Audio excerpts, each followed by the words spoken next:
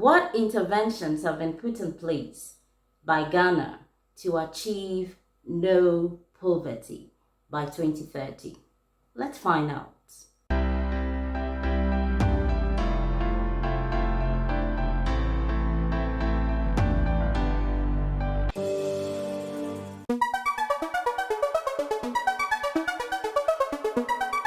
Welcome everyone. If you are joining me for the first time, my name is Louisa. This video is the second part of an earlier one. And so to see the intro session to this video, then please click on the link above. In this video, I'm going to talk about the means of implementation and the Sustainable Development Goal 1. Now, means of implementation are the actions that are taken to achieve the targets. And Sustainable Development Goal 1 has two means of implementation. So let's look at the first one.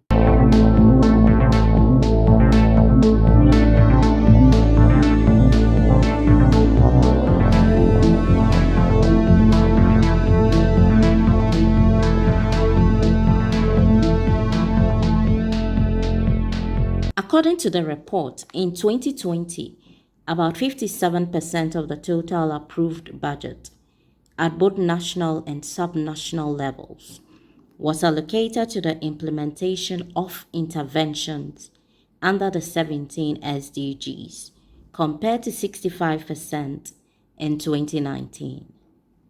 This amounted to 55 billion Ghana cedis.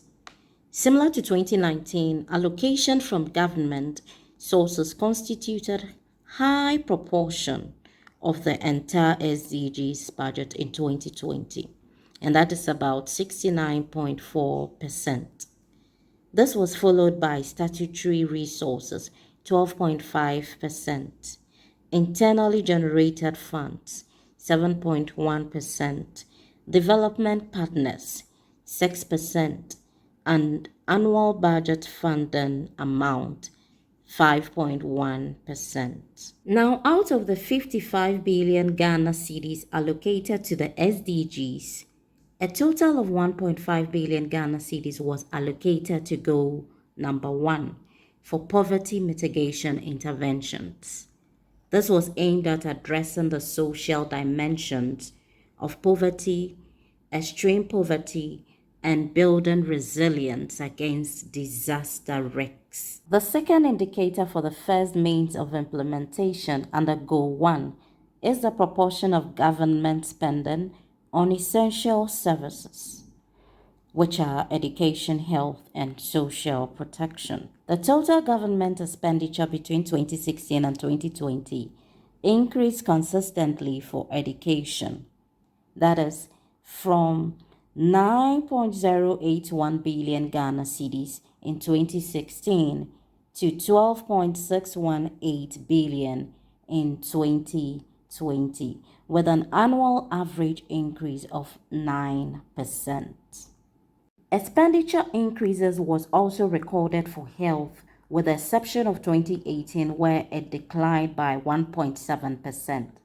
Health expenditure increased from 3.79 billion Ghana cedis in 2016 to 5.510 billion Ghana cedis in 2017, and from 6.580 billion Ghana cedis in 2019 to 7.371 billion Ghana cedis in 2020. The initial approved budget for health expenditure in 2020 was increased by a quarter, increasing from 6.59 billion Ghana cedis to 8.85 billion Ghana cedis to implement measures towards curbing the effects of the COVID-19 pandemic. Despite the increases in government expenditure in education and health, their combined share of total government expenditure has been trending downwards from 30.8% in 2017 to 20.7% in 2020.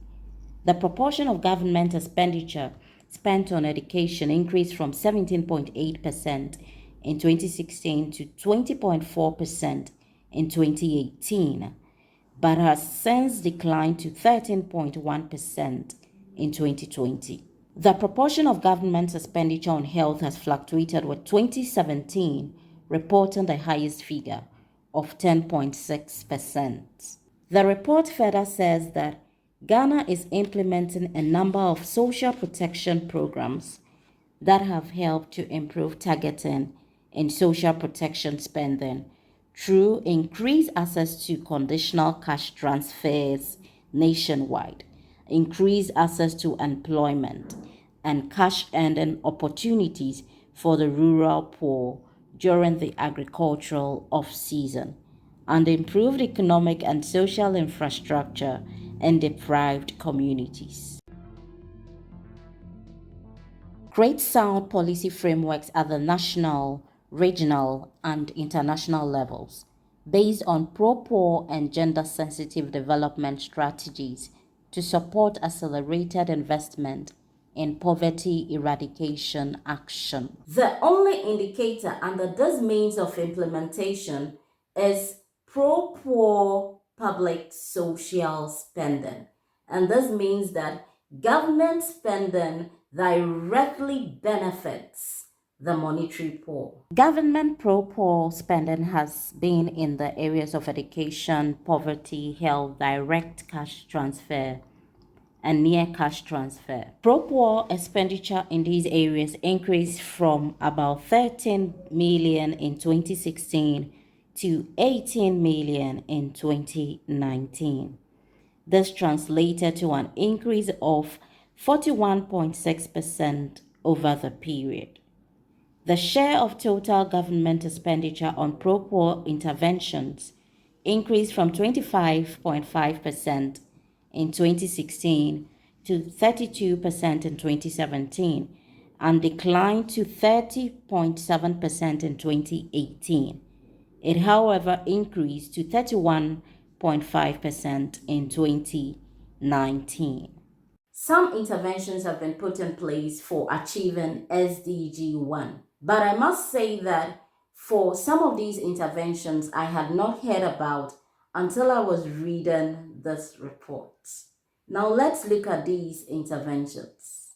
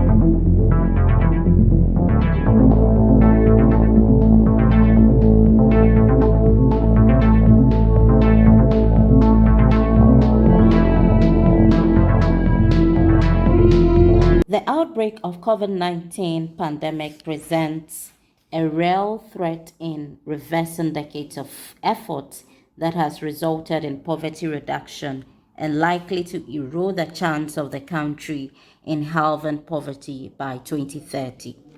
Ghana Statistical Service estimated that 77.4% of households experienced a decrease in income due to COVID-19 restrictions. Thus, approximately 22 million Ghanaians are affected by reduced household income.